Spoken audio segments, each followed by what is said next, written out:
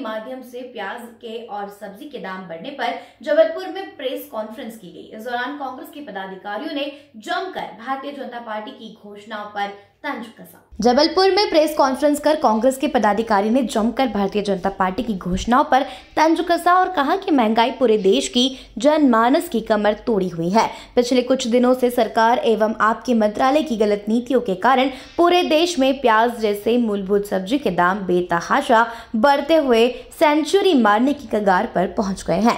ऐसा लगता है कि आपके जमाखोरी और ठेकेदारों के बीच सांठगांठ प्रतीत होती है। इस भंडारण की कालाबाजारी को रोकने के लिए आप तुरंत कदम उठाएं। सूत्रों के माध्यम से पता चला है कि आपके पास लाखों टन प्याज भंडारों में सड़ रही हैं। आपके विभाग की आक्रामकता को इंगित करते हुए तुरंत कार्रवाई का आग्रह है। आप पूरे मध्य प्रदेश खासकर जबलपुर और अन्य शहरों में नियंत्रित एवं कम कीमत पर प्याज का वितरण सुनिश्चित चाहिए। इस बाबत आपके भंडारण का श्वेत पत्र देश एवं मध्य प्रदेश की जनता के सामने रखें और यथाशीघ्र मध्य प्रदेश की जनता को सस्ती प्याज मिले, इसे सुनिश्चित करने की जो वादे किए गए थे वो वादे निभाए भी जाएंगे। अब सोचने वाली बात यह है कि क्या कांग्रेस को आम गरीब व्यक्ति की आवाज बनने के लिए चुनाव का ही समय क्यों मिलता है, या यह एक पॉलिटिकल स्टंट है जिससे संपत्ति पाई जा सकती है। और बहुत बड़े वादे किए गए कि हम आएंगे और पूरी तरह से महंगाई को निपटा दिया जाएगा, महंगाई को खत्म कर दिया जाएगा। तो आज हम देख रहे हैं कि किस तरह से मोदी जी के पुराने बयान भी मीडिया के साथियों के माध्यम से हम जनता तक पहुंचाना चाहते हैं। मैं एक मोदी जी का बयान देख रहा था, पुराना मुझे याद आया।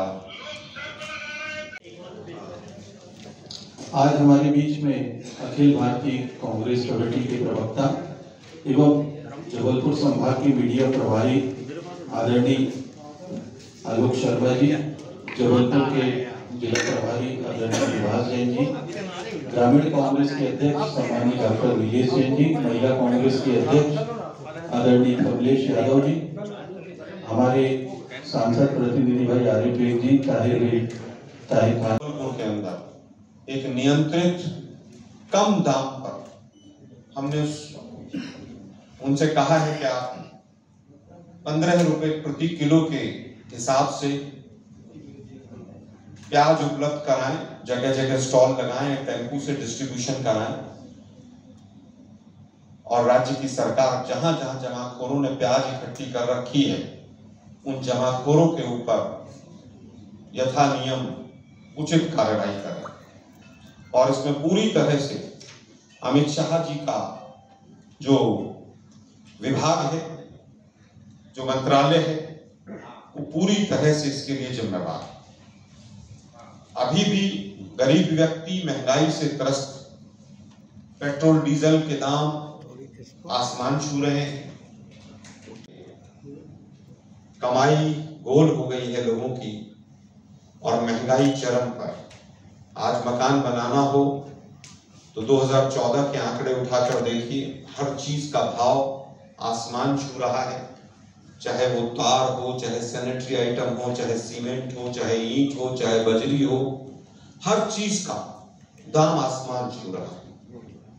आज हम हमारे ही शहर में पूर्व केंद्रीय मंत्री हैं, उनसे भी पूछना चाहेंगे और चाहेंगे कि आप बड़ी बड़ी बातें करना छोड़िए और बाजार में जाकर केवल 1 किलो प्याज खरीदिए और मोदी जी को गिफ्ट भेजिए मंत्री महोदय, तब आपको पता चलेगा कि महंगाई की क्या हालत है। नेफेड की चिट्ठी का उम्मीद है कि हमें कल परसों में 1-2 दिन में कम से कम जबलपुर में जो हमारे सोर्सेज हैं उनके माध्यम से भी हमने प्रयास किया है, जबलपुर में 1-2 दिन में जरूर नेफेड सक्रिय दिखाई देगा, ऐसी हम उम्मीद करते हैं। और जो इस सांठगांठ है इसके खिलाफ कार्रवाई होगी, हम ऐसी उम्मीद करते हैं। यहीं पर एक सांसद हैं जो लगभग 19 वर्षों से सांसद हैं और वो लोहे के चने चबा रहे हैं। विधानसभा का चुनाव का टिकट उनको जबरदस्ती भारतीय जनता पार्टी ने पकड़ा दिया है। हम देख रहे थे कि कल उन्होंने एक अपना कोई दृष्टि पत्र विजन डॉक्यूमेंट कोई जारी किया है तो सबसे पहले त्योहारों का सीजन है, गरीब आदमी अपनी दिवाली कैसे मनाएगा, उसके लिए महंगाई का तुरंत उसको कम करने का प्रबंधन किया जाए।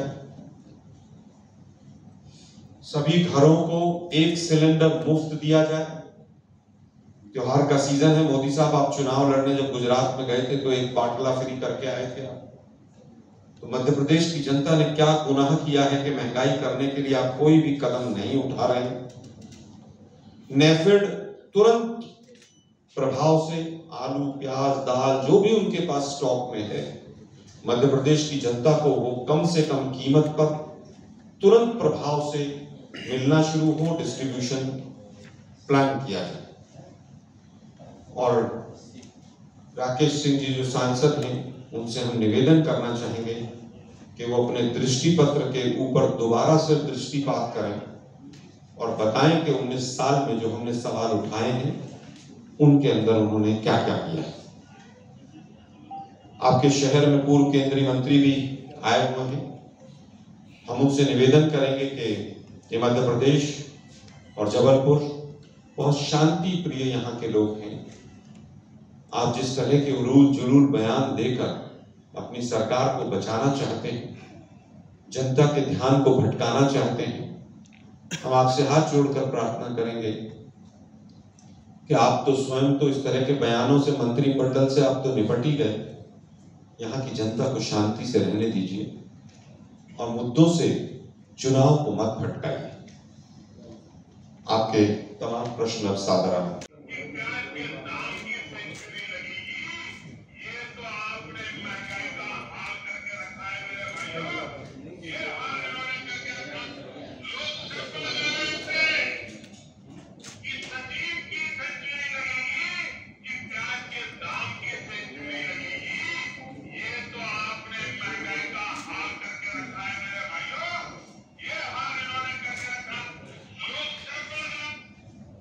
और मोदी जी से हम पूछना चाहते हैं और भाजपा की सरकार से पूछना चाहते हैं कि आप महंगाई को कंट्रोल करने के लिए आपने क्या किया, और उसके संबंध में मैं कुछ रोचक चीजें सामने रखना भी चाहता हूं। ये जो प्याज अब सेंचुरी मारने के लिए तैयार बैठी हुई है, और केवल प्याज नहीं, अरहर के दाल पिछले 1 से 1.5 महीने में 40% के करीब बढ़े हैं। घी और तेल के दाम भी लगभग इसी तरह से आगे बढ़ रहे हैं।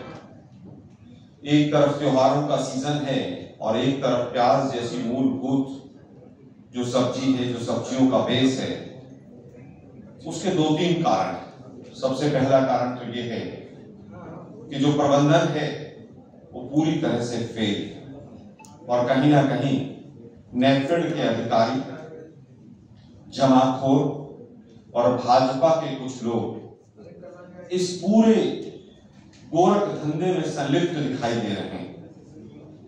नेफेड के पास लाखों टन प्याज अपने भंडारों में है, लेकिन विपणन की बहुत बड़ी समस्या है, और विपणन जो डिस्ट्रीब्यूशन है आज इम्प्रॉपर, तो उनकी दृष्टि 2004 के बाद दोबारा वापस आई है और उन्होंने दृष्टि पत्र जारी किया है। कोई दिव्य नेत्र भी उनका खुले और मां सरस्वती भी उनको आशीर्वाद दें, और मां सरस्वती उनको सद्बुद्धि भी दें कि आपने 20 वर्षों तक किस तरह से जबलपुर का विनाश किया है, किस तरह से आपने सांसद रहते हुए जबलपुर की जनता की अनदेखी की है। हम उम्मीद करते हैं ये दिव्य दृष्टि भी उनको प्राप्त होगी। हमने कुछ सवाल उनसे किए थे कि ओल्ड पेंशन स्कीम पर आपका क्या रुख है, उनका कोई उत्तर नहीं आया। आपने IIT, IIM जैसी कोई भी संस्था यहाँ पर क्यों नहीं खुलवाई, उसका कोई उत्तर नहीं आया। नर्मदा माँ के लिए उन्होंने अपने विजन डॉक्यूमेंट में कुछ बातें कही हैं। हम पूछना चाहते हैं कि माँ नर्मदा की सफाई के लिए आज तक आपने, या जबलपुर में सीवरेज ट्रीटमेंट प्लांट लगाने के लिए कभी भी किसी भी सरकार को, आपकी राज्य की सरकार हो या आपकी केंद्र की सरकार हो, क्या कोई कभी पत्र लिखा आपने? क्या आपने कोई प्रयास किया? जब से कांग्रेस पार्टी के मेयर इस शहर को मिले हैं, 18 सीवरेज के जो नाले हैं उनके लिए सीवरेज ट्रीटमेंट प्लांट बनाने की घोषणा और उन पर काम शुरू करने का काम और लगभग 600 करोड़ रुपए लगाकर इस सिटी को स्मार्ट सिटी बनाने का काम अगर कहीं पर किसी ने किया तो वो हमारे मेयर हैं कांग्रेस पार्टी के अन्नू जी। उनको भी आना था, थोड़ा सा कहीं व्यस्त हैं वो कुछ और आंकड़े आप लोगों के सामने रखना चाहते थे। देखा होगा कि किस तरह से 24 घंटे पहले ही केंद्र सरकार के एक्सीडेंट के कुछ आंकड़े आए और उस एक्सीडेंट के जो आंकड़े हैं या ग्रोथ रेट है उसके अंदर जो 3 शहर हैं आप देखिए, वो तीनों के तीनों शहर वो हैं जहां की ट्रैफिक व्यवस्था का जिम्मेदारी, उनका प्रबंधन ट्रैफिक का वो भाजपा के हाथों में। एक्सीडेंट होने में सबसे नंबर 1 जो है, ये केंद्र सरकार के आंकड़े हमारे नहीं, उसमें दिल्ली में आप 9.5 वर्षों से काबिज हैं।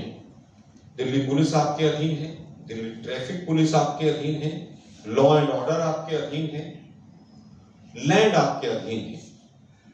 उसके बावजूद दिल्ली 1 नंबर पर है। और जो दूसरा शहर है वो इंदौर है। तीसरा शहर जबलपुर, एक छोटा सा सुंदर सा शहर, हरा भरा शहर, गंगा जमुनी तहजीब वाला शहर, इतने अच्छे गोल चक्कर सब कुछ होने के बावजूद हमें ना तो कहीं ट्रैफिक पुलिस वाला कोई नजर आता और इतने एक्सीडेंट होना कि जबलपुर तीसरे नंबर पर पहुंच जाना। हमारा अगला सवाल सांसद महोदय से है कि अब तो आप जा ही रहे हैं, विधानसभा भी हारेंगे, लोकसभा का टिकट मोदी जी आपको देंगे नहीं। आप निगम की कितनी बैठकों में गए?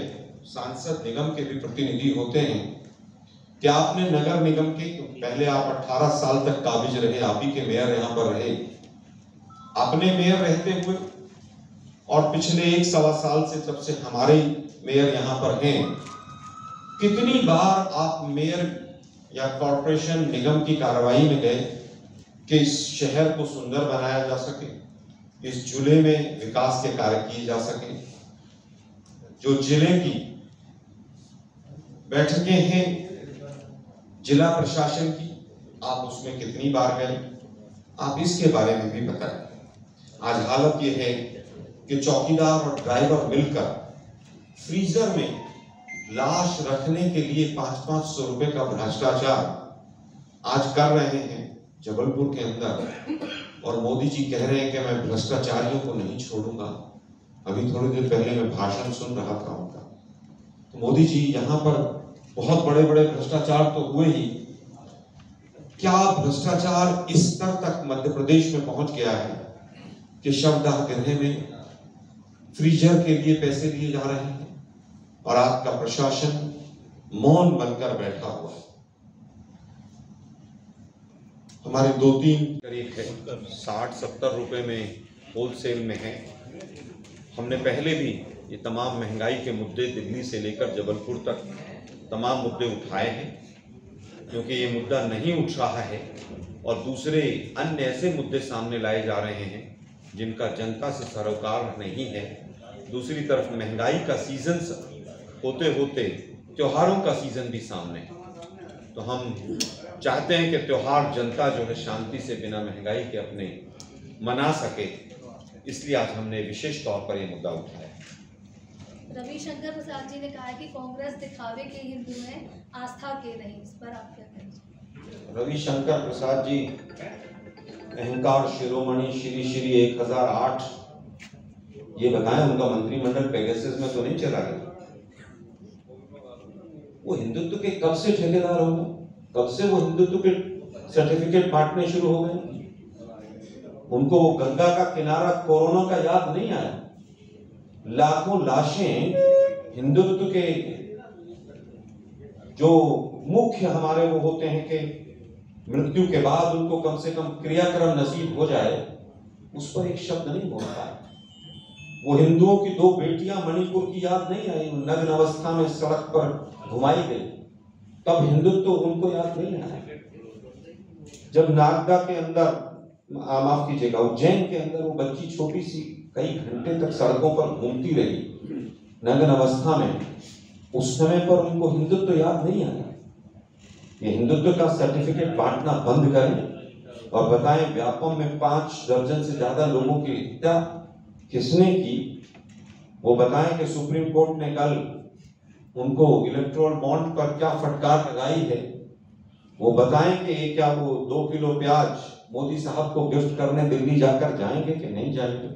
मुख्य मुद्दों से ध्यान भटकाना बंद कीजिए रविशंकर जी। ये जहरीली आवाज वहीं छोड़कर आया कीजिए अपने घर।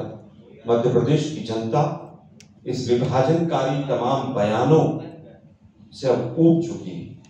मध्य प्रदेश की जनता मध्य प्रदेश के मुद्दों पर चुनाव लड़ना चाहती है। मैनिफेस्टो लाइए, उस पर चर्चा करेंगे, उस पर